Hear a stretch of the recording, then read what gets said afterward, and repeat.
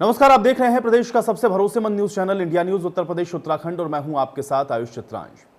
Corona महामारी की दूसरी लहर से देश धीरे धीरे उबर रहा है। देश में जहां संक्रमितों की संख्या में तेजी से कमी आई है तो वहीं यूपी में अब पॉजिटिविटी रेट 1% पर आ गया है। लेकिन कोरोना के खिलाफ वैक्सीन ही सबसे कारगर हथियार है। लेकिन इस वक्त देश में वैक्सीन की कमी है, जिसे पूरा करने के लिए सरकार लगातार कोशिश कर रही है। यूपी में इस वक्त 23 जिलों में 18 साल से ज्यादा उम्र के लोगों को वैक्सीन लग रही है। वहीं सभी 75 जिलों में 45 साल से ज्यादा उम्र के लोगों को वैक्सीन लग रही है। अब यूपी सरकार वैक्सीनेशन को तेजी से बढ़ाने के लिए 1 जून से पूरे प्रदेश में 18+ वालों को वैक्सीन लगाने जा रही है। इसमें सरकार गांव में बड़े पैमाने पर टीकाकरण अभियान भी चलाने जा रही है, जिससे प्रदेश की बड़ी आबादी कोरोना की चपेट में आने से बच सके। लेकिन सोशल मीडिया के जरिए लोगों में वैक्सीन को लेकर के भ्रम भी पैदा किया जा रहा है। इसकी वजह से लोग वैक्सीन लगवाने से डर रहे हैं। खासकर ग्रामीण क्षेत्रों में वैक्सीन लगवाने से लोगों में डर है। तो आज आपका अपना चैनल इंडिया न्यूज ओपीडी में वैक्सीनेशन को लेकर के देश के 3 नामचीन डॉक्टरों के साथ चर्चा करने जा रहा है। आपको करना सिर्फ यही है कि अगले 1 घंटे तक आप हमारे फोन नंबर 011-6136-2072 पर फोन करके सीधे देश के बड़े डॉक्टरों से बात कर सकते हैं। आपको बस करना सिर्फ इतना है कि आप हमारे ये फ़ोन नंबर इस पर कॉल करें और आपके मन में जो भी सवाल है, और ख़ासतौर से वैक्सीनेशन को अगर लेकर कोई सवाल है तो आप उसको ज़रूर पूछें। डॉक्टर आपको आपके हर सवाल का जवाब आपको देंगे। तो आखिर लोगों में वैक्सीनेशन का डर क्यों है? क्या वैक्सीन लगवाने से कोई नुकसान होता है? सोशल मीडिया पर इस समय जो अफवाहें फैल रही हैं उसकी सच्चाइयाँ क्या हैं? और वैक्सीनेशन को लेकर के अगर आपके भी जहन में, आपके भी मन में कोई सवाल है तो आज आप हमारे साथ जुड़ें और आज इन सवालों का जवाब आप देश के ये नामचीन डॉक्टर, जिनका पैनल अब से कुछ देर में हमारे साथ मौजूद होगा, उनके साथ आप ये जान सकते हैं, समझ सकते हैं कि वैक्सीनेशन आखिर आपको क्यों करवाना ज़रूरी है। वैक्सीनेशन से किसी प्रकार की कोई दिक्कत आपको नहीं होगी। हाँ, ख्याल किन बातों का रखना है ये भी आज हम लोग चर्चा करेंगे। डॉक्टर्स भी हमारे साथ रहेंगे, उनसे भी हम जानेंगे कि वैक्सीनेशन को लेकर के और ख़ासतौर से सोशल मीडिया पर जिस तरीके की बातें लगातार चल रही हैं, जिसको लेकर के लोगों के अंदर एक डर पैदा करने की कोशिश की जा रही है। हालांकि काफ़ी संख्या में लोग बाहर निकल रहे हैं, जागरूक हैं, वैक्सीन लगवाने के लिए लोगों के अंदर उत्साह भी है। लेकिन बहुत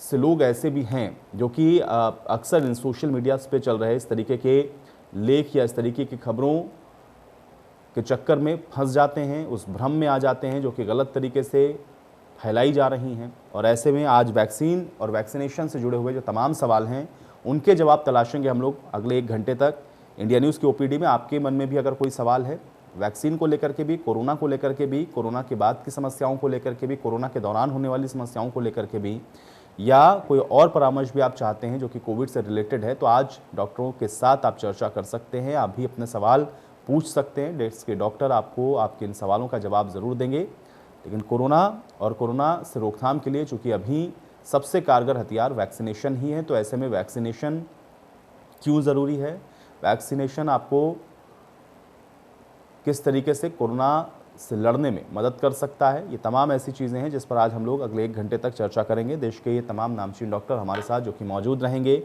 और इसके अलावा वैक्सीन को लेकर के जो भ्रांतियां हैं, ख़ासतौर से ग्रामीण क्षेत्रों में जिस तरीके से लोगों के अंदर एक भ्रम को फैलाने की कोशिश है, उसको दूर कैसे किया जा सकता है। इसके अलावा वैक्सीनेशन को और बेहतर तरीके से और किस तरीके से तेज़ी के साथ लोगों को वैक्सीनेट किया जाए, ये भी एक बड़ा चैलेंजेस जो कि इस समय स्वास्थ्य विभाग के सामने भी है। और वैक्सीन लगवाने से क्या कोई कॉम्प्लिकेशंस हो सकते हैं, क्या कोई इसका साइड इफ़ेक्ट्स हो सकता है, या क्या इससे कोई परेशानी हो सकती है, जो बातें इस समय सोशल मीडिया पे चल रही हैं, आज उसके जवाब हम लोग तलाशने की कोशिश करेंगे। और जैसा कि आप जानते हैं इंडिया न्यूज़ ओपीडी ये आपके लिए ही लेकर के आता है, ताकि कोरोना से संबंधित किसी भी प्रकार की कोई जानकारी अगर आप कुछ चाहते हैं, आपको लगता है कि आपको किसी प्रकार की कोई समस्या और ख़ासतौर से कोविड से रिलेटेड, तो आज उसका समाधान आप कर सकते हैं। सवाल यहाँ से आप पूछ सकते हैं, डॉक्टर साहब की उन सवालों का जवाब देंगे। ज़रूरी ये है कोरोना काल में आपको अपना ख्याल रखें। जो अपील इंडिया न्यूज़ लगातार आपसे कर रहा है कि आप बिना किसी डॉक्टरी सलाह के किसी भी प्रकार की कोई दवाइयों का सेवन ना करें, किसी प्रकार की भ्रामक जानकारी पर आप कतई भरोसा ना करें जब तक उसको डॉक्टर्स के द्वारा अप्रूव ना किया जाए। ये सब जानना आपके लिए इसलिए ज़रूरी है। और अपना इलाज आप स्वयं भी ना करें। अगर आप होम आइसोलेशन में भी हैं तब भी आपको ख्याल ये रखना है कि आपको लगातार किसी न किसी डॉक्टर के संपर्क में ज़रूर रहना है, ताकि आपके जो सिम्टम्स हैं उसके आधार पर डॉक्टर आपको सही सलाह दे सके और आप खुद को सुरक्षित रख सकें। आपके परिवार के अंदर भी अगर कोई संक्रमित है तो उसको भी आप सुरक्षित रख सकें, ये ज़रूरी है। और इसलिए इंडिया न्यूज़ ये ओपीडी हर रोज़ आपके बीच में लेकर के आता है ताकि आपकी ही समस्याओं का समाधान हम डॉक्टर्स के माध्यम से करने की कोशिश करो। इसके अलावा और भी बहुत सवाल जो अमूमन आपके जहन में रहते हैं, जिसको लेकर के अक्सर चर्चाएं होती रहती हैं। कोरोना काल के दौरान भी आप देख रहे हैं कि लगातार इंडिया न्यूज़ इस मुहिम के साथ आगे बढ़ रहा है कि आपसे और आपकी ज़िंदगी से जुड़े हुए हर वो महत्वपूर्ण सवाल डॉक्टरों के साथ उस पर चर्चा हो, ताकि ये जानकारी भी आप तक पहुँचे और आप भी सुरक्षित रह सकें। तो कुल मिलाकर के आज ओपीडी में हम लोग सबसे पहले चर्चा वैक्सीन पे ही करने वाले हैं। तो वैक्सीन से रिलेटेड अगर आपका कोई भी सवाल है तो आप वो सवाल ज़रूर पूछें आज। और उसके बाद कोरोना से या फिर कोरोना से उबर चुके हैं उसको लेकर के भी आपके दिमाग में, आपके जहन में किसी भी प्रकार की कोई सवाल है तो आप वो सवाल भी आज पूछ सकते हैं।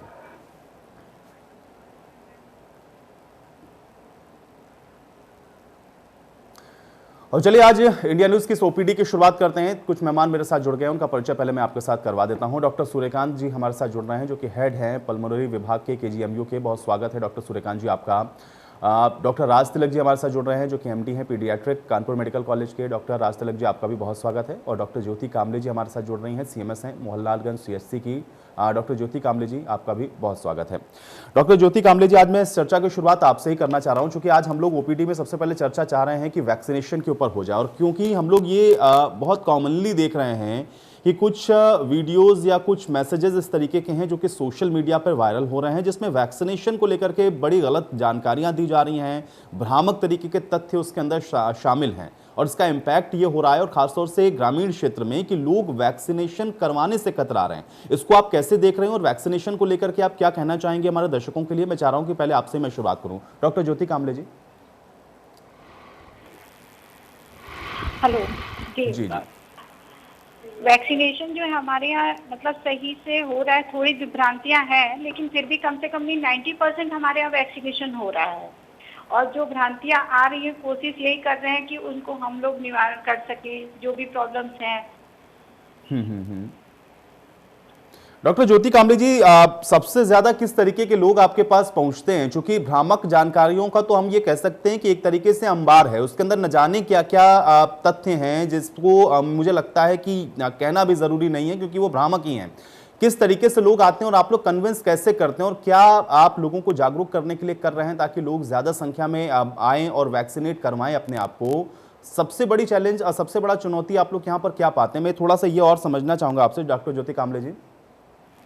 एक्चुअली क्या है, जैसे सर्विलेंस टीम लगी हुई है, तो ऑलरेडी वो सब जगह जा करके जो भी कोविड-19 के प्रोटोकॉल्स हैं उनके बारे में बता रही है। प्लस वो सारे वैक्सीनेशन जितने हैं उन चीज़ों के बारे में बता रही है कि जो भी वैक्सीनेशन जो है, अगर बीमारी पकड़नी है जैसे कोविड की तो वो होती है, लेकिन जिन्होंने वैक्सीनेशन करा लिया है उनको इस तरह की दिक्कतें कम होंगी, वो मॉर्बिड कंडीशंस में कम जाएंगी। इस तरह की चीज़ों को बताया जा रहा है।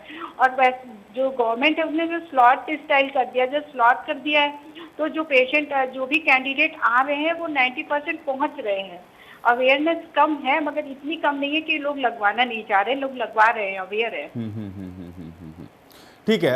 डॉक्टर सूर्यकांत जी, मैं आपका रुख कर लेता हूं। एक तो वैक्सीन को लेकर के बहुत सवाल हैं, जब भी हम लोग ओपीडी में चर्चा करते हैं तो ज़्यादातर सवाल जो दर्शकों के होते हैं वो भी वैक्सीन से ही रिलेटेड होते हैं। चाहे ये सवाल पूछना कि हम कोविड से रिकवर हो चुके हैं तो क्या हम वैक्सीन लगवाएं, हमको फला बीमारी है तो क्या हमको ये वैक्सीन लगवानी चाहिए या फिर नहीं, और जो तमाम भ्रामक जानकारियां भी चल रही हैं उसको लेकर के भी बहुत सवाल होते हैं कि अगर हम ये वैक्सीन लगवाएं या फला कंपनी की वैक्सीन लगवाएं तो क्या इससे कोई कॉम्प्लिकेशंस हमको हो सकते हैं। वैक्सीनेशन को लेकर के डॉक्टर सूर्यकांत जी आप क्या बता सकते हैं और कैसे अवेयर कर सकते हैं? थोड़ा सा अगर दर्शकों को आप ये जानकारी दे पाएं, डॉक्टर सूर्यकांत जी। देखिए, 16 जनवरी 2021 से जब से माननीय प्रधानमंत्री जी ने वैक्सीनेशन यानी कोविड टीकाकरण का शुभारंभ किया है, तब से लेकर आज तक वैक्सीनेशन के खिलाफ पूरा एक माहौल बनाया जा रहा है। और इसमें सबसे ज्यादा जो दिक्कत आने वाली है और आ रही है वो ग्रामीण क्षेत्र से आने वाली है। मैं आपको बता दूं कि लगभग 20 करोड़ जो डोजेज अब तक टीकाकरण की लगी हैं, इसमें रूरल एरिया का कॉन्ट्रीब्यूशन लेस देन 1% है। यानी ग्रामीण क्षेत्र से अभी 1% लोगों ने भी टीकाकरण नहीं करवाया है। सबसे बड़ी चुनौती हमारी यही होने वाली है। आप देखिए, सेकेंड वेव में जो ग्रामीण क्षेत्र पहले वेव में बचा रहा था कोविड संक्रमण से, सेकेंड वेव में वो काफी प्रभावित हुआ है। और अगर आगे चल के ग्रामीण क्षेत्र सहयोग नहीं कर पाता है टीकाकरण में, तो देश से कोरोना को मुक्त कराना, देश को कोरोना से मुक्त कराना, ये एक बड़ी बाधा होगा। तो जिस तरह से आप याद कीजिए, कुछ साल पहले जब आपने पल्स पोलियो अभियान इस देश में चलाया था, वो तो सुई भी नहीं लगती थी, 2 बूंद जिंदगी की, तो बच्चों का टीकाकरण तो इस देश में बहुत पुराना है और बच्चों को 8-9 तरह के टीके लगते हैं। बच्चे बेचारे अपनी सहमति वो भी देने की स्थिति में नहीं रहते हैं और बड़े आराम से उन्हें ले जाते हैं और टीका लगवा के लौटा लाते हैं, बच्चे रोते हुए चले आते हैं। तो उसमें भी बहुत प्रॉब्लम आई थी। हमें याद है जब गाँव में या खास बस्तियों में जब गई थी ये मेडिकल टीम, तो उन पर पत्थर फेंके गए, उनको मारा गया, पीटा गया, भगाया गया, गालियां दी गई, तो ये सब हुआ था। दुनिया में भी बहुत सारे देशों में टीकाकरण का विरोध होता आया। आप देखिएगा जब शुरू में आया है तो अमेरिका में बाकायदा टीकाकरण के विरोध में एक संगठन बन चुका है। आप इसको देखें, एडवर्ड जेनर ने जब 19वीं सेंचुरी के एंड में सबसे पहला टीका स्मॉल पॉक्स का लाया, तो स्मॉल पॉक्स के खिलाफ भी बहुत दुष्प्रचार हुआ था। ये अलग बात है कि अब जो विकसित देश हो चुके हैं उसमें उतना विरोध नहीं होता है, लेकिन अभी भी एक इंग्लैंड का सर्वे कहता है कि अभी भी वहाँ 30% के लोग करीब विरोध करते हैं और जो भारतीय मूल के लोग हैं वो तो आधे कर रहे हैं, हम नहीं लगवाएंगे। तो देखिए हमारे देश में यही हाल गाँव में है। गाँव में तो बहुत ज़्यादा विरोध हो रहा है, आपकी बात बिल्कुल सही है, और गाँव के लिए विशेष अभियान चलाना पड़ेगा। जिस तरह हमने पल्स पोलियो अभियान में अमिताभ बच्चन जी को जोड़ा, आमिर खान को जोड़ा, मौलवियों को जोड़ा, पंडित जी को जोड़ा, जो हमारे जनप्रतिनिधि हैं उनको जोड़ा, बहुत सारे रिलीजियस लीडर्स को जोड़ा, तो ऐसे हमें बहुत सारे एडवोकेसी के लिए और ब्रांड एम्बेसडर हमें तलाशने होंगे। हमें एक माहौल बनाना होगा मीडिया के माध्यम से, जैसे इलेक्ट्रॉनिक मीडिया हो, प्रिंट मीडिया हो। नहीं, लेकिन डॉक्टर सूर्यकांत जी, यहाँ पर एक अलग तरीके का चैलेंजेस आप देखते हैं क्या? क्योंकि एक तो संक्रामक बीमारी है, बहुत भयंकर तरीके की फैल रही है, आपको कोविड एप्रोप्रिएट बिहेवियर के लिए भी पहले तो उन लोगों को तैयार करना है, खासतौर से ग्रामीण परिवेश की मैं बात कर रहा हूँ, और इन सब के बीच में अगर इलाज के नाम पर या बचाव के नाम पर सिर्फ एकमात्र वैक्सीन ही हमारे पास सहारा हो, और उसको लेकर के भी अगर भ्रामक जानकारियां या उसको लेकर के भी शक व शुबा संक्रामक बीमारी के लिहाज से अगर हम देखें, तो क्या ये बहुत बड़ा चैलेंज है और एक बहुत अलार्मिंग सिचुएशन है? आपको लग रहा है कि अभी से ही फोकस होना चाहिए इस स्थिति पर कि ये ऐसा ना हो कि कहीं नियंत्रण से बाहर हो जाए और फिर और ज्यादा तरीके की चुनौतियां या चैलेंजेस हमको भविष्य में देखने को मिले? बहुत बड़ी चुनौती है, खासतौर पर ग्रामीण क्षेत्रों में। अब देखिए ना, सोशल मीडिया पे तरह तरह की अफवाहें हैं कि साहब वैक्सीन लगवा देंगे तो आप नपुंसक हो जाएंगे। बताइए, ऐसे ही जो है वो पोलियो के समय चर्चाएं हुई थी, अफवाहें हुई थी कि बच्चा जो 2 बूंद ले लेगा तो आगे चल के उसकी संतान नहीं होगी, वो भी नपुंसक हो जाएगा। तो ये देखिए बहुत कॉमन अफवाहें हैं, बराबर चलती हैं। और जिस तरह का अभियान हमें पब्लिक मूवमेंट बनाना पड़ा था पल्स को, इसको भी हमें पब्लिक मूवमेंट बनाना पड़ेगा, जन आंदोलन बनाना पड़ेगा। और प्रधानमंत्री जी तो वैसे ही 8 अक्टूबर को ये कह चुके हैं कि कोरोना के लिए अब जन आंदोलन होना चाहिए। हमको लगता है आवश्यकता है कि अब वैक्सीनेशन के लिए भी जन आंदोलन करना पड़ेगा, इसके अलावा कोई दूसरा चारा नहीं है। एक बात आप जान लीजिए, जब तक इस देश में 90 करोड़ लोगों का टीकाकरण नहीं हो जाता, आप भारत को कोरोना मुक्त नहीं कर सकते हैं। 90 करोड़ लोगों का टीकाकरण का मतलब है 180 करोड़ डोजेस। 180 करोड़ डोजेज में अभी आपकी 20 करोड़ लगी हैं, यानी 160 करोड़ डोजेज अभी लगनी बाकी हैं। तो 70-80 लाख प्रतिदिन जब तक आप टीकाकरण नहीं करेंगे, तब तक आप 2021 टीकाकरण के लक्ष्य को पूरा नहीं कर पाएंगे। और इसी गति से, जो गति आज चल रही है, ये गति अगर टीकाकरण की रही तो अभी 4-5 साल लगेंगे, और 4-5 साल की लहर नहीं तो 5वीं 7वीं 8वीं तक चाहिए अगर यही टीकाकरण रहा और वो कोविड एप्रोप्रिएट बिहेवियर लोगों ने ना अपनाया। तो जैसा प्रधानमंत्री जी ने कहा है, दवाई भी और कड़ाई भी। तो आप सब लोगों से निवेदन है कि समय पे टीका लगवाइए, और टीका के पहले भी, टीका के बाद पर मिलने पे नमस्ते करिए, हाथ मत मिलाइए। लोग, मैंने देखा था कि नए साल की शुरुआत हुई तो उन्होंने 15-15 मिनट तक हाथ एक दूसरे से मिलाया कि भाई जैसे कब से कुंभ में बिछोगे 12 साल पहले वैसे मिले हों। केवल 2020 में हाथ मिलाने को नहीं मिला। भाई हाथ मिलाने से आपके कीटाणु इधर, उसके कीटाणु इधर, इससे विषाणु इधर, इससे विषाणु इधर, अरे आप सब ट्रांसफर कर देते हैं। भाई ये स्वस्थ तरीका नहीं है मिलने का, हाथ मिलाने का। स्वस्थ तरीका भारतीय संस्कृति का नमस्ते ही है, इसको मान लीजिए। बिल्कुल, बहुत बड़ी बात डॉक्टर सूर्यकांत जी आपने कही है, और मुझे लग रहा है कि आपकी बात का जो इम्पैक्ट है, कम से कम वो लोग जो कि अभी भ्रम की स्थिति में थे, शायद आज उनका भ्रम कुछ टूटा होगा। डॉक्टर राज तिलक जी, मैं आपके पास आता हूं। एक पीडियाट्रिक होने के नाते मैं आपसे थोड़ा समझना चाहूंगा, क्योंकि थर्ड वेव को लेकर के बहुत तरीके की बातें हैं। हालांकि भगवान न करे किस तरीके की स्थितियां बने, लेकिन फिर भी जब वैक्सीनेशन पर हम लोग जिक्र कर रहे हैं तो ये सबको पता है कि बच्चों के लिए नहीं है, बड़ों का ही वैक्सीनेशन बचाएगा उन बच्चों को जो कि थर्ड वेव की जद में अगर आती है तो फिर वो उसकी संक्रमण का शिकार हो सकते हैं। एक पीडियाट्रिक होने के नाते आप क्या बता सकते हैं, और खासतौर से आप क्या इसमें और ऐड करेंगे कि लोग या वो पेरेंट जो अभी भी नहीं समझने को तैयार हैं कि वैक्सीनेशन उनके लिए क्यों जरूरी है, उनके बच्चों के लिए वो क्यों बहुत जरूरी है, थोड़ा सा अगर इस विषय को आप भी समझा पाएं।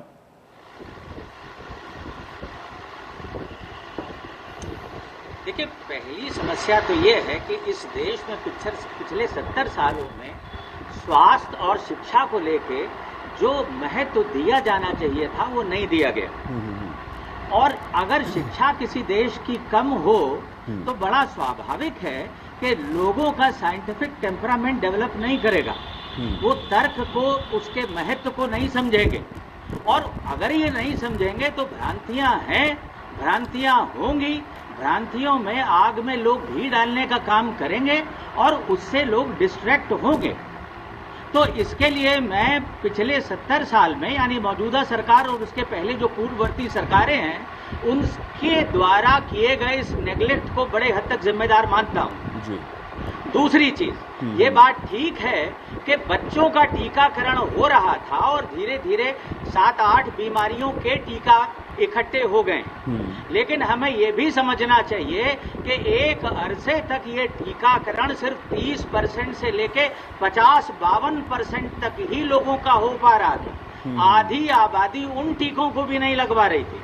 अब कहीं जाके जब हमने बहुत जोर दिया है, तब कुछ मुख्य टीके ऐसे हैं जिनमें हम 70-80% तक पहुंचे हैं। लेकिन जो नई वैक्सीन्स हैं वो ना तो सब जगह आम फहम और उपलब्ध हैं, जैसे पीसीवी आई है, न्यूमोकोकल कॉन्जुगेट वैक्सीन, वो सेलेक्टिव जिलों में है, सब तक नहीं पहुंच पाई। हमें ऐसा लगता है कि प्रिवेंटिव हेल्थ पे फोकस बढ़ना चाहिए। गवर्नमेंट का एलोकेशन क्यूरेटिव हेल्थ पे, यानी बीमारी हो जाए तो उसे ठीक करने पे ज्यादा है। उसे बचाने के लिए जितने प्रयास हैं वो ऊंट के मुंह में जीरे के बराबर है। जी जी जी। मैं इसलिए भ्रांतियों के होने पे प्रश्न चिन्ह नहीं लगाता। ऐसे किसी भी समाज में भ्रांतियां होंगी ही, और उसे ठीक करना है तो शिक्षा और स्वास्थ्य के स्तर में आमूल चूक बदलाव लाना होगा। दूसरी चीज ये है कि आज तक लोगों के पास संदेश ये था कि वैक्सीन सिर्फ बच्चों के लिए है। जैसे आपने अभी कहा, ये पहली दफा लोग परिवर्तन देख रहे हैं कि वैक्सीन वृद्ध लोगों के लिए सबसे पहले, स्वास्थ्य कर्मियों के लिए उसके बाद है, फ्रंट लाइन वर्कर्स के लिए है, और फिर 18 साल से बड़े लोगों का नंबर आता है। ये बड़ों के लिए भी टीकाकरण हो सकता है, ये हम लोग कहते तो थे, लेकिन नकार खाने में 2-4 डॉक्टर राज तिलक या कानपुर में मैं सही और पूरे अखिल उत्तर प्रदेश में बात करूं तो डॉक्टर सूर्यकांत एक हस्ती हैं, उनकी आवाज बहुत दूर तक नहीं पहुंच पाती। इसके लिए जो सूचना मंत्रालय है सरकार का, उसे समग्र और संगठित प्रयास करने होंगे। जी जी। इसलिए बड़ों के टीकाकरण पे प्रश्न चिन्ह लगता है, फिर हम कहते हैं आबादी आई क्यों नहीं। फिर शुरू में लोगों के अंदर हिचक होगी, ये बड़ा स्वाभाविक है। और जैसे ज्योति जी ने अभी कहा, इस समय टीका लगवाने वालों की कोई कमी नहीं है, बल्कि हो तो उल्टा रहा है कि सैकड़ों टीकाकरण सेंटर जो हैं प्राइवेट सेक्टर के, वो बंद हो रहे हैं। लोगों को जरूरत के मुताबिक वैक्सीन मिल नहीं रही है, लोगों को अपॉइंटमेंट नहीं मिल रहा है, वो आते हैं और लौट के निराश वापस जाते हैं। आप क्या समझते हैं ये सारी स्थितियां टीकाकरण को बढ़ाने के लिए उत्प्रेरक का काम करेंगी? फिर तीसरी बात, जिन बच्चों को टीका लगना चाहिए, आपने अभी बड़े सहज होके कहा कि बड़ों को टीका लग जाएगा तो बच्चे बच जाएंगे, जबकि सच ये है कि जो मौजूदा वैक्सीन्स भारत में लग रही हैं, कोविशील्ड और कोवैक्सिन, इन्होंने कभी इस बात का वादा नहीं किया कि ये संक्रमण को रोकेंगी। दर हकीकत सच तो यह है कि इन्होंने सिर्फ ये कहा था कि हम बीमारी को गंभीर होने से रोकेंगे, आपको अस्पताल नहीं जाने देंगे, आपको आईसीयू नहीं पहुंचने देंगे, आपको मृत्यु के मुंह से हम निकाल लाएंगे। तो जब व्यक्ति जिसको टीका लगा है वही संक्रमण से नहीं बचेगा तो उसको टीका लगवाने से उसके साथ रहने वाले बच्चे संक्रमण से बच जाएंगे। ये कहां से उड़ती हुई चिड़िया के पंख पकड़ लिए आपने साहब? ऐसा टीका बनाने वाली कंपनियों ने और सरकार ने तो कभी नहीं कहा। हालांकि एक चीज मैं आपको बता दूं, अभी 5-7 दिन पहले डाटा आया है कि जो वैक्सीन्स अमेरिका में लग रही हैं, मॉडर्ना की, फाइजर की, वो वैक्सीन्स ऐसी जरूर हैं कि जो 30 से 35% तक, और कहीं कहीं ये दावा 50% तक भी है कि वो संक्रमण रोकने में भी सहायक हैं। लेकिन ऐसा कोवैक्सीन के बारे में कतई नहीं है। कोविशील्ड कहता है कि हमारी वैक्सीन से भी संभव है, लेकिन उसके पास कोई डेटा उपलब्ध नहीं है। तो मुझे लगता है कि हम खुद इस कार्यक्रम पे बैठकर जब ऐसे दावे करते हैं तो भ्रांतियों की जननी तो हम स्वयं हो गए सर। नहीं, राजतिलक जी, मैंने, देखिए, मैं तो डॉक्टर नहीं हूं, मुझे तो जो डॉक्टर्स के हिसाब से जो मुझे बातें बताई गई, या इससे पहले भी चर्चाओं में डॉक्टर ने ही इस बात को कहा कि संभावना तो इस बात की कम है कि अगर हो जाए, किसी को वैक्सीनेट कर दें या पेरेंट्स को आप कर दें, तो संभावना कम यह है कि एक तो वो व्यक्ति संक्रमण का शिकार नहीं होगा, और अगर वो नहीं होगा, इस चेन को हम ब्रेक करेंगे तो बच्चों तक नहीं पहुंचेगा। उन्होंने इस लिहाज से समझाया, इसलिए मैंने उसी लिहाज से आपसे सवाल पूछा। अब ये डॉक्टर ने ऐसा क्यों कहा, ये तो राजतिलक जी मुझे लगता है कि आप उस डॉक्टर्स की जो काबिलियत है उसके ऊपर सवाल खड़ा कर रहे हैं।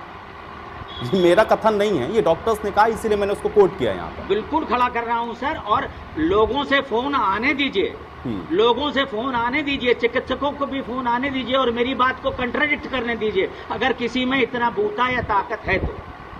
सूर्यकांत जी तो आपके चैनल पे मौजूद हैं, ज्योति जी मौजूद है, इन्हीं से पूछ लीजिए कि वैक्सीन ने कब वायदा किया कि ये संक्रमण बचाएगी। डॉक्टर सूर्यकांत जी, मैं चाह रहा हूं थोड़ा सा जवाब दें इस चीज का, और अगर इस तरीके की स्थितियां हैं तो फिर हम अवेयरनेस कैसे लाएंगे लोगों के अंदर? देखिए, ऐसा है, ये तो कॉन्ट्राडिक्टरी बात हो गई। फिर क्या, अगर हमको संक्रमण से ही नहीं बचाएगी तो बस खाली इसलिए कि हम इस कंडीशन में ना जाएं कि हम अस्पताल ना जाएं, बस घर में सही हो जाएं, इसलिए लगवा लें वैक्सीन? ये कहने से क्या सूर्यकांत जी लगता है लोग लगवाएंगे वैक्सीन? देखिए, किसी स्ट्रेटजी के अगर आप एक पॉइंट को पकड़ेंगे तो आपको कॉन्ट्राडिक्शन लगेगा। किसने कहा कि वैक्सीन लगने के बाद नाक और मुंह से बाहर एक स्टिकर गिरा दिया जाएगा, उसका अलीगढ़ का ताला लगा दिया जाएगा कि वायरस अब नहीं घुस पाएगा?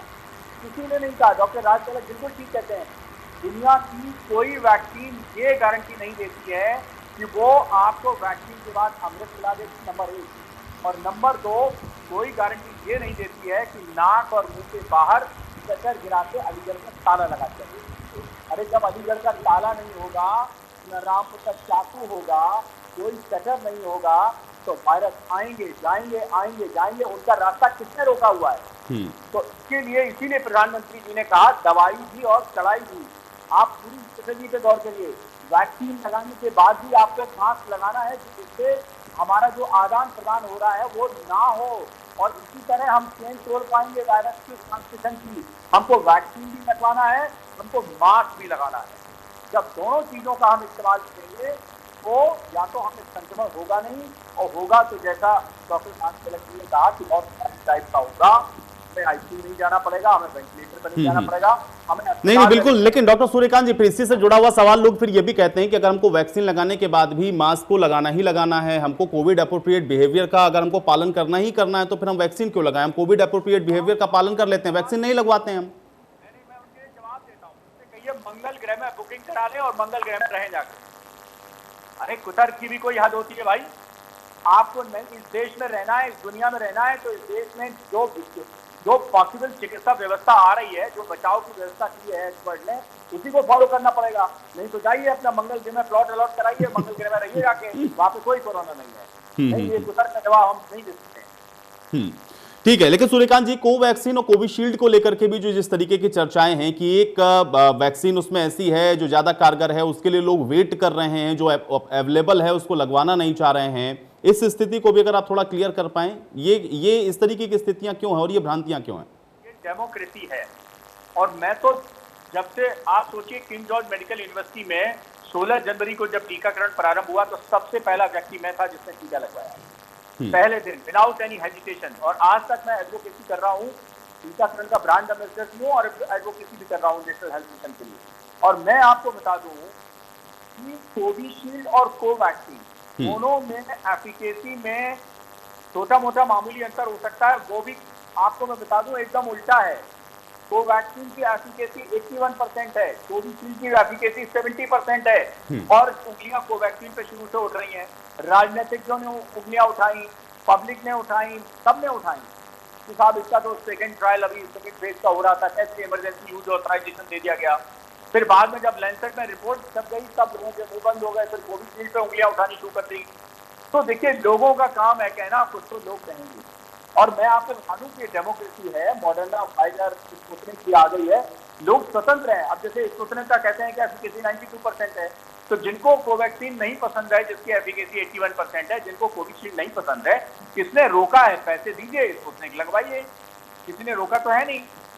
भाई मैं तो डॉक्टर होते हुए भी मैंने तो कोविशील्ड लगवाई है और मुझे गर्व है कि मैंने सबसे पहले लगवाई है और मुझे आज तक विश्वास है। और मैं आपको बता दूं कि केजीएमसी में पहले दौर में, यानी कोविड की फर्स्ट वेव में भी लोग, डॉक्टर और पैरामेडिकल जो हमारा स्टाफ है वो संक्रमित हुआ और सेकेंड वेव में भी हुआ।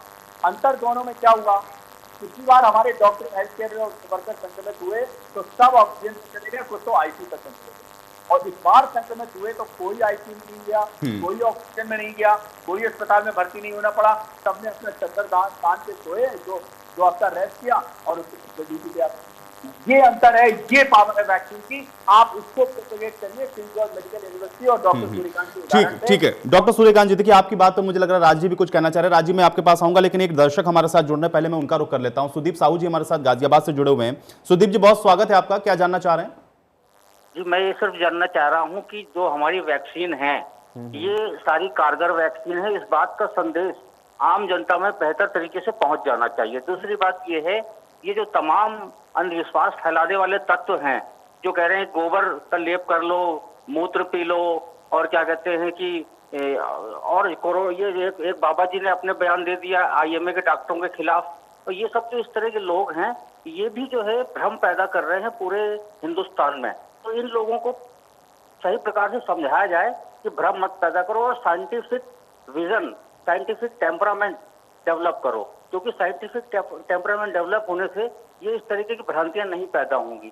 मेरा सिर्फ यही है कि हमारे डॉक्टर और सरकार, खासकर जो हमारे देश और प्रदेश के मुखिया हैं, वो जो है वैज्ञानिक दृष्टिकोण अपनाते हुए जनता को समझाएं, क्योंकि उनकी बात लोग मानते हैं। इनके साथी लोग पता नहीं कौन कौन सी तकनीक लेके आ जाते हैं, उसके चक्कर में लोग भ्रम में पड़ जाते हैं और फिर बाद में परेशान होते हैं। मेरी यही बात है, बस। शुक्रिया, बहुत शुक्रिया सुदीप जी। चलिए, ये दर्शक थे, सवाल से बेहतर इन्होंने एक सुझाव भी दिया है। मुझे लग रहा है कि ये भी दर्शक समझ रहे होंगे और सुन रहे होंगे। राज तिलक जी क्या कहना चाह रहे थे? सर मैं कह रहा था कि वो क्रम गिना रहा था आपको, उसमें कुछ बिंदु रह गए, मैं चाहता हूं उसे भी पूरा कर। जी जी जी। सरकार को ये सारी लड़ाई जो कोरोना के खिलाफ हो रही है, जैसे विश्व भर में ये लड़ाई लड़ी जा रही है एपिडेमियोलॉजिस्ट की देखरेख में, हमारी देश में एपिडेमियोलॉजिस्ट ऐसा लग रहा है जैसे सब लापता हो गए हैं और कहीं मौजूद नहीं। ये लड़ाई हमारे देश में नेता और ब्यूरोक्रेट लड़ रहे हैं ऐसा लगता है, और इन दोनों को धेला भर समझ नहीं है मेडिकल साइंस की। उसका नतीजा ये है कि हमारे यहाँ गाइडलाइंस लगता है ऐसे जैसे कुकुरमुत्ते उग रहे हैं। हर हफ्ते बर्बाद एक नई गाइडलाइन चली आती है, चीजों में परिवर्तन शुरू हो जाता है।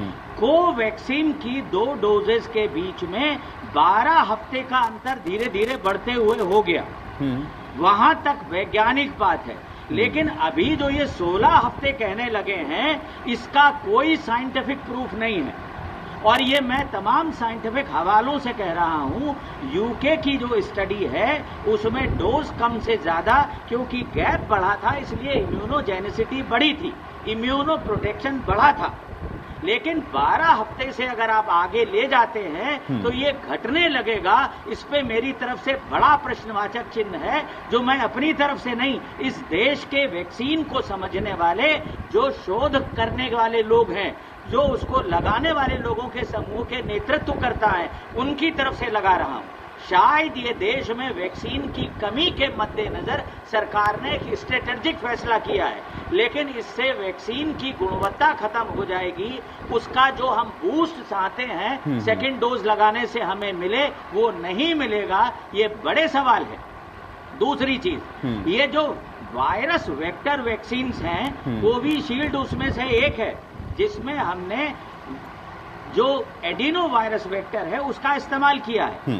और देखा ये जाता है कि जब एडिनो वायरस या कोई भी वायरस को हम वेक्टर की तरह यूज करते हैं और उसकी एक से ज्यादा डोजेज लगाते हैं, तो दूसरी डोज में जरूरी नहीं है कि इम्यूनिटी बढ़ जाए, इम्यूनिटी घट भी सकती है, क्योंकि उस वायरस के अगेंस्ट भी हमारी बॉडी में प्री एग्जिस्टिंग एंटीबॉडीज हो सकती हैं या बन सकती हैं। इसी के मद्देनजर जो स्पुतनिक वी वैक्सीन आ रही है, उसने पहली डोज के लिए अलग वायरल वेक्टर इस्तेमाल किया है और अपनी ही वैक्सीन की दूसरी खुराक के लिए अलग वायरल वेक्टर यूज किया है। लेकिन कोविशील्ड, जिसका प्रारंभिक शोध सिर्फ सिंगल डोज के लिए हुआ था और जो पर्याप्त इम्यूनिटी नहीं पैदा कर पाई, तथा उसके लिए 2 डोजेस की व्यवस्था कर दी गई। और अब जब हम देख रहे हैं उसके अंदर जो गैप 16 हफ्ते का अनुशंसित है, वो भी अवैज्ञानिक है।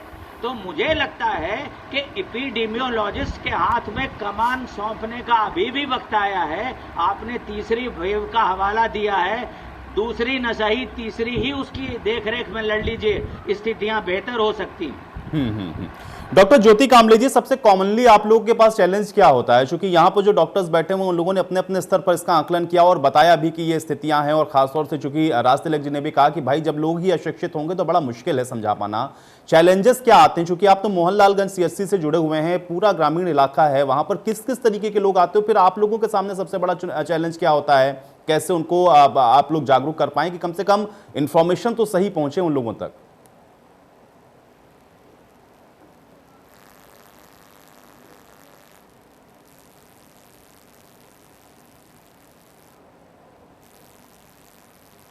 चलिए डॉक्टर ज्योति कामले जी, मैं आपको रोकूंगा, आपकी ऑडियो मुझ तक नहीं पहुंच रही, कुछ तकनीकी समस्या, मैं दोबारा आपका रुख करूंगा। डॉक्टर सूर्यकांत जी, आप अपनी देश के अंदर बनी हुई जो 2 वैक्सीन हैं, चूंकि अभी तो हम लोग देख रहे हैं कि फौरी तौर पर तो हमारे सामने यही उपलब्ध हैं, चाहे हम स्पुतनिक की बात करें, फाइजर, मॉडर्ना, इसके लिए तो अभी बड़ा इंतजार करना पड़ रहा है। क्या हम ये मान के चलें कि लोगों को कम से कम ये भरोसा तो दिलाना ही होगा कि अपनी भी जो वैक्सीन है वो इफेक्टिव है, उसको लगवाएं, उसमें कोई दिक्कत नहीं? और आपने तो खुद बताया आपने ही पहली वैक्सीन लगवाई थी, ये कैसे होगा? और क्या लग रहा है कि इस प्रोसेस में कहीं कमी है, इस वजह से भी ये भ्रांतियां इतनी तेजी के साथ फैलती हुई दिख रही हैं? सूर्यकांत जी। संदीप जी, बहुत बढ़िया बात कही उन्होंने, बहुत बढ़िया बात कही कि बाकायदा एक, देखिए, अनपढ़ आदमी है जिसको कोई ज्ञान नहीं है और उसको कहीं से ये अफवाह आ गई है कि मुझे वैक्सीन नहीं लगवानी है, वैक्सीन लगवाने से कुछ हो सकता, वो तो एक अलग विषय है, उसको जागरूक करने की जरूरत है। लेकिन यहाँ तो बाकायदा एक प्रचार तंत्र पूरा काम कर रहा है और पुलिस चुनौती दे रहा है। अरे पूरे मॉडर्न मेडिसिन के सिस्टम को चुनौती दे रहा है, जिसके कारण ये वैक्सीन बनी, जिसके कारण ये दिन आया, उसको पूरे सिस्टम को ही चुनौती दे रहा है। और सरकार अगर कोई मॉडर्न मेडिसिन वाला किसी दूसरे सिस्टम को चुनौती दे रहा होता तो अभी पेंडेमिक एक्ट के तहत उसको गिरफ्तार कर लिया होता। लेकिन ऐसे मूर्खों को, ऐसे जाहिलों को, ऐसे ढोंगियों को कोई एक्शन नहीं लिया जा रहा है। अरे देश में वैक्सीनेशन अगर एक पॉलिसी है और उसके खिलाफ कोई कह रहा है कि वैक्सीन से बच जाएंगे, बेकार वैक्सीन से बच जाएंगे, उसको आप खुला छोड़ दे रहे हैं। कहाँ का लोकतंत्र है ये? आपको तुरंत गिरफ्तार करना चाहिए ऐसे लोगों को। क्यों नहीं गिरफ्तार कर रहे हैं आप? डॉक्टर राज तिलक की बात से मैं बिल्कुल सहमत हूँ। एक बात। दूसरी बात, आप जानते कि हमारी कोविशील्ड और कोवैक्सीन भारत दुनिया के उन 3 देशों में शामिल है जिसने एक नहीं 2 वैक्सीन बनाई है। अरे आपको तो गर्व होना चाहिए भारतीय होने पर, आपको गर्व होना चाहिए भारत के प्रधानमंत्री पर, उसकी राजनीतिक सूझबूझ पर, उसकी मोटिवेशन पावर पर, इस देश के डॉक्टरों पर, इस देश के चिकित्सा विज्ञानियों पर। उन्होंने कम से कम समय में भारत को कहां ले जाके खड़ा कर दिया। अरे 200 से अधिक देशों में कोरोना फैला हुआ है और 200 की लिस्ट में आपको पहले 3 देशों की कड़ी मिला के खड़ा कर दिया है, एक नहीं 2 वैक्सीन, वो भी स्वदेशी बनाकर। और अभी रुक जाइए, 2 से लेकर 18 साल के बच्चों की वैक्सीन जो ट्रायल चल रहा है वो भी भारत बायोटेक यानी भारतीय कंपनी से चल रहा है। ये अगर आ गई तो दुनिया में हम भारत में कोविड वैक्सीन की नंबर 1 पावर बन जाएंगे जो बच्चों के लिए वैक्सीन जाएगी। और रुक जाइए, अभी आप सुनिए भारत की पावर को, तो भारत बायोटेक द्वारा ही इंट्रानेजल वैक्सीन बनाई जा रही है, जिसके कारण जो लोग सुई से डरते हैं, जी हाँ, इस देश में बहुत से लोग सुई से डरते हैं, उनकी भी समस्या सॉल्व होने वाली है कि नेजल में नाक में बस स्प्रे कर लीजिए। वो वैक्सीन का भी ट्रायल भारत में शुरू होने वाला है, वो भी भारतीय कंपनी भारत बायोटेक के द्वारा। हम भारत कोविड के बहाने और कोविड के मामले में, वैक्सीनेशन के पावर के मामले में, वैक्सीनेशन की आप समझिए इनोवेशन के बारे में नंबर 1 सुपर पावर बनने जा रहे हैं। अरे आपको भारत के होने पर गर्व होना चाहिए और भारत की मैंने भारत की नहीं बिल्कुल, देखिए ये गर्व की बात है डॉक्टर सूर्यकांत जी, और उसमें कोई शक व शुबा नहीं। हालांकि जिन लोगों को जो कहना है वो कहते रहते हैं, काम सरकारों को करना और सरकारें अपने स्तर पर कर रही हैं। लेकिन मुझे एक चीज और बताएं सूर्यकांत जी, चूंकि आप तो वैक्सीनेशन अभियान के साथ भी जुड़े हुए हैं, एक तो जो बात अभी आपने कही कि इस तरीके से और इन परिस्थितियों में भी अभी हम लोग देखिए जो बेहतर हो सकता है उसको कर रहे हैं, और बच्चों के लिए भी ये जो वैक्सीन है वो आने वाली है। लेकिन ये वैक्सीनेशन का जो अभियान है इसको गति और कैसे मिल सकती है, क्योंकि अभी आपने भी कहा कि अगर आज की भी डेट में हम लोग सबको वैक्सीनेट करना शुरू कर दे पूरी प्रॉपर इफिशियंसी के साथ, तब भी सालों का वक्त लगेगा। तो क्या हम ये मान के चलें कि अभी कम से कम मान के चलें मिनिमम 2 से 2.5 साल या 3 साल हम लोगों को इसी कोविड एप्रोप्रिएट बिहेवियर के साथ और ये वैक्सीन लगवाते हुए आगे बढ़ना होगा? क्या और इस विषय में आप बता सकते हैं? मैं थोड़ा सा इस बात को और समझना चाहूंगा फिर आपसे। देखिए, पिछले दिनों स्वास्थ्य मंत्री जी का बयान आया था और उसके बाद एक गवर्नमेंट का भी क्लैरिफिकेशन आया है कि दिसंबर 2031 तक हमारे पास 260 करोड़ डोजेज वैक्सीनेशन की अवेलेबल की जाएगी और हमें जितनी चाहिए, अब हमें केवल 160 करोड़ डोजेज चाहिए हैं हर डिलीवरी के लिए। मैं आपके दर्शकों को और बता दूं, इजराइल दुनिया का पहला देश बन गया है जिसने अपनी जनसंख्या का 81% टीकाकरण करा के पूरी तरह से कोरोना मुक्त हो चुका है और सबके चेहरे से मास्क हट चुका है। आप भी चाहते हैं कि स्वतंत्र घूमे, आप भी चाहते हैं कि देश कोरोना मुक्त हो, आप भी चाहते हैं कि आपके चेहरे से मास्क हटे, तो आपको भी देश में 90 करोड़ लोगों का टीकाकरण करवाना होगा। 20 करोड़ का हो चुका है और अभी 160 करोड़ डोजेज लगना बाकी है। बहुत बड़ा लक्ष्य है, लेकिन ये दिसंबर 2021 तक पूरा किया जा सकता है। 70-80 लाख डोजेज पर डे लगे तो ये हमें करना होगा। इसके अलावा कोई दूसरा विकल्प नहीं।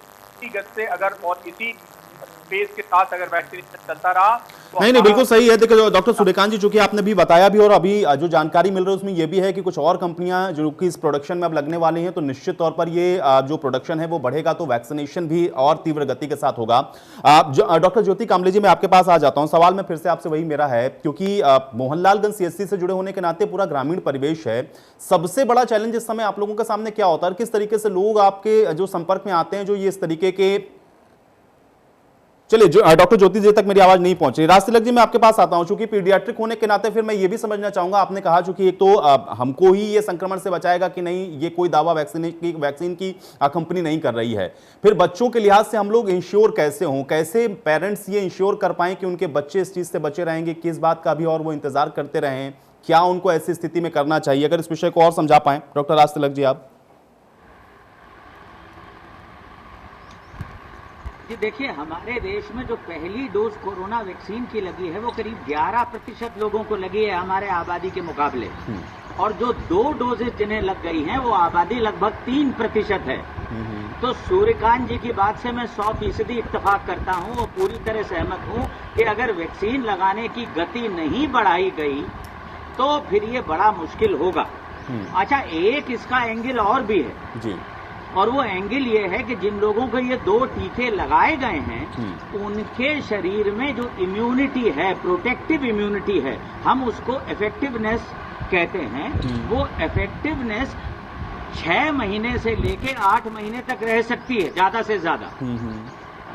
अब आगे कोई शोध आ जाए तो मैं नहीं जानता, लेकिन अगर इस बीच में उन्हें बूस्टर डोज लगाई जाए तभी ये इम्यूनिटी आगे बढ़ेगी। और अगर हम हर्ड इम्यूनिटी की तरफ आगे बढ़ना चाहते हैं और इन्फेक्शन रेट कम करना चाहते हैं तो हमें न केवल और कंपनियों के टीके भारत लाने होंगे, उनका इंडिजिनस प्रोडक्शन शुरू करना होगा। जिन लोगों के पास में ये कोवैक्सीन और कोविशील्ड बनाने के लाइसेंस हैं, इनको भी डी लाइसेंस करके मल्टीपल सेंटर्स में मैन्युफैक्चर करना होगा, क्योंकि हमारी सबसे कमजोर जो कड़ी है, जो हमारी बॉटल नेक है, वो वैक्सीन की उपलब्धता हो गई है। कि वो कहते थे कहाँ तो चिराग तय था हर एक घर के लिए और कहाँ चिराग मयस्सर नहीं शहर के लिए। हम लगभग उस स्थिति की तरफ बढ़ रहे हैं। डॉक्टर ज्योति कामले जी राज तिलक जी कंप्लीट करें। के जो उपाय हैं वो वही हैं लगभग मोटे तौर पे जो बड़ों के लिए हैं। हालांकि बच्चों में उन्हें लागू कर पाना बहुत मुश्किल है। 3 साल से छोटे बच्चे को आप मास्क नहीं लगा सकते, टेक्निकली लगाना भी नहीं चाहिए। हम 2 बच्चों को एक दूसरे से अलग रहने के लिए बाध्य नहीं कर सकते कि आप पर्सनल डिस्टेंसिंग के मद्देनजर 2 मीटर की दूरी पर रहो। हम उनसे बार बार साबुन से हाथ धोने के लिए और 70% अल्कोहल से हाथ धोने के लिए भी नहीं कह सकते। हम उनके स्कूल कॉलेज भी अनिश्चित काल तक बंद नहीं रख सकते, नहीं तो उसकी मनोवैज्ञानिक आउटकम्स हैं। और थर्ड वेव का मतलब सिर्फ फिजिकल डिसऑर्डर्स ही नहीं है। थर्ड वेव का मतलब बच्चों को होने वाली मनोवैज्ञानिक समस्याएं और उनके विकास की बाधा भी हो सकता है, ये भी हमें समझना चाहिए। ये एक आपने महत्वपूर्ण बात राज तिलक जी कही, मुझे लगता है इस पर भी बहुत गंभीरता से सोचने की आवश्यकता है। डॉक्टर ज्योति कामले जी, सीएचसी में चूंकि मोहनलालगंज और वहां पर आसपास ग्रामीण परिवेश में बहुत बड़ा चैलेंज आपके सामने क्या है इस समय, और खासतौर से वो लोग जो कि इन भ्रांतियों का शिकार हो रहे हैं, फिर उसको कैसे आप लोग डील करते हैं, कैसे अवेयरनेस कैंपेन को आप लोग चलाते हैं, बताते क्या एग्जैक्टली और क्या क्या स्पष्ट तौर पर कहा जाता है वहां पर इन भ्रांतियों के आधार पर? मैं चाह रहा हूं कि थोड़ा सा अगर इस विषय को आप बता पाएं डॉक्टर ज्योति कामले जी। वैक्सीनेशन के बारे में होता है कि दिक्कत होंगी, ज्यादातर ये लोग क्वेश्चंस करते हैं, तो उनको बताया जाता है वैक्सीनेशन लगाने के बाद अगर किसी को बुखार आ सकता है, कुछ भी दिक्कतें हो सकती हैं तो उसके लिए फोन करके पूछ लें। और लगवाना नहीं चाहते हैं ऐसा अभी तो सुनने में कम मिल रहा है, क्योंकि जो स्लॉट बुक हो रहा है तो स्लॉट बुकिंग अभी सिटी के लोग कर ले रहे। ग्रामीण क्षेत्र के लिए हमारे यहाँ सब सेंटर और पीएससी स्टार्ट कर दी गई है और सब सेंटर के लिए स्टार्टिंग मतलब कि 1 तारीख से हो जाएगी, जिससे जो गाँव में लोग रह रहे हैं जो स्लॉट बुक नहीं कर पा रहे उनका मॉक में कर करके और वहीं उनका वैक्सीनेशन हो जाएगा, जिससे 18+ वालों का तो हो जाएगा। प्लस रही बच्चों की बात, जो थर्ड वेव आने वाला है और उसके लिए है, तो उसके लिए थोड़ा घर के लोगों को ही अवेयर होना पड़ेगा कि जिससे कि बच्चों को इन्फेक्शन कम मिले। साफ सफाई, ये सारी चीजें रूटीन वे है, ये हमारी नॉर्मल लाइफ है। अगर हम इसको मेंटेन रखे रहेंगे तो बच्चे ऑलरेडी प्रिवेंट रहेंगे। आप पहले एक चीज और देखिए, जो पहला 2020 में जब ये कोरोना वाला स्टार्ट हुआ था तब पुलिस लगानी पड़ रही थी, लोगों को रोकना पड़ रहा था बहुत कुछ, लेकिन आज की डेट में लोग खुद रुक रहे हैं, उन्हें जब जरूरत हो रही है तब बाहर निकल रहे हैं। तो इसलिए थर्ड वेव अगर आनी है तो आएगी, लेकिन हम समझते हैं शायद हम उसको भी आगे जीत ही लेंगे, कोई दिक्कतें कम होंगी क्योंकि लोगों की अवेयरनेस बढ़ती जा रही है। चलिए ज्योति जी, हम भी उम्मीद यही करते हैं कि लोग इसी प्रकार से अवेयर रहें और इस तरीके की परिस्थितियां कम से कम दोबारा ना बने और थर्ड वेव तो ना ही आए तो बहुत बेहतर है। एक कॉलर हमारे साथ जुड़ रहे हैं, षणमुगम जी, आप अंडमान से हमारे साथ जुड़े हुए हैं। बहुत स्वागत है षणमुगम जी, क्या पूछना चाह रहे हैं? मैं ये कहना चाहता हूँ कि जब पोलियो स्टार्ट करे थे हम लोग हर दिसंबर में देने के, उस टाइम में भी इसी तरह बहुत सा क्वेश्चन उठता था। अगर आज हम वो स्टार्ट कर दिए है तो पोलियो बिल्कुल नेग्लिजिबल हो गया थ्रू आउट इंडिया में। तो ये जो अभी स्टार्ट करे हैं हम लोग, ये it is much better than not doing anything. Something is better than nothing.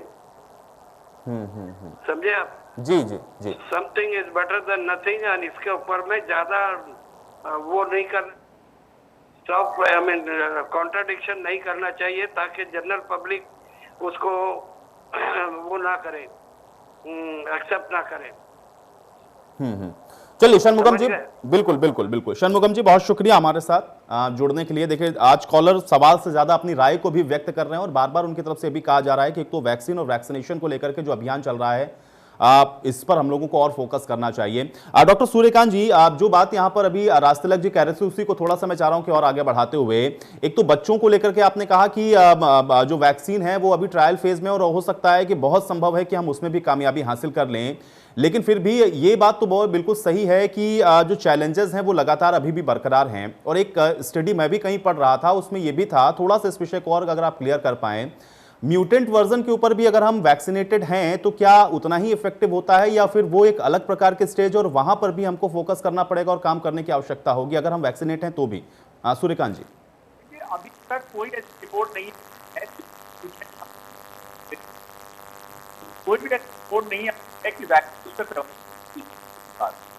दूसरी बात मैं आपको ये बता कि ये सब हमारी वैक्सीन की उपलब्धता और हमारे टीकाकरण कराने में हमारी जो सहयोगिता है, सहभागिता है, उससे निर्भर करने वाला है। आगे 3-4 महीने बहुत महत्वपूर्ण है। सरकार की तरफ से प्रयास करना होगा ज्यादा से ज्यादा वैक्सीन का पूल मिले। हालांकि अब देखिए थोड़ा सा लेट हो गए हम लोग। मॉडर्ना और फाइजर की वैक्सीन खबर आ रही है कि हमें 2021 में नहीं मिल पाई। अगर ये वैक्सीन मिल जाती तो आप सोचिए 7 करोड़ लोग इस देश में टैक्स पेयर हैं और बड़ी आसानी से वो 2000-3000 जितने की वैक्सीन मिलती खरीद के लगवा लेते और एक 7 करोड़ या 14 करोड़ डोजेज का एक पूल, जो 20 करोड़ हमको 14 करोड़ अभी 3 महीने लगे लगवाने में, 3-4 महीने, वो 7 करोड़ या 14 करोड़ डोजेज का पूल एकदम कुछ ही दिनों में 15 दिन में खत्म हो जाता और एक बहुत बड़ी संख्या कम उछाल मार जाती कि हमारी टीकाकरण में 20 करोड़ ये लग गई, 14 करोड़ वो लग गई, 14 करोड़ डोजेज लग गए। लेकिन ऐसा दिखता हुआ नहीं दिखता। हमारा सारा फोकस जो है वो इंडिजीनियस, जैसे जाइडस कैडिला की एक डाइकोट के नाम से आ रही है और भी 2-4 वैक्सीन आ रही है, सोचने का हमें ज्यादा से ज्यादा बढ़ाना होगा। जो हमारे ऑलरेडी कोवैक्सीन है उनका भी प्रोडक्शन ज्यादा बढ़ाना होगा। और सबसे बड़ी बात है कि हमें राज्य सरकार को भी डिजिटाइज करना होगा।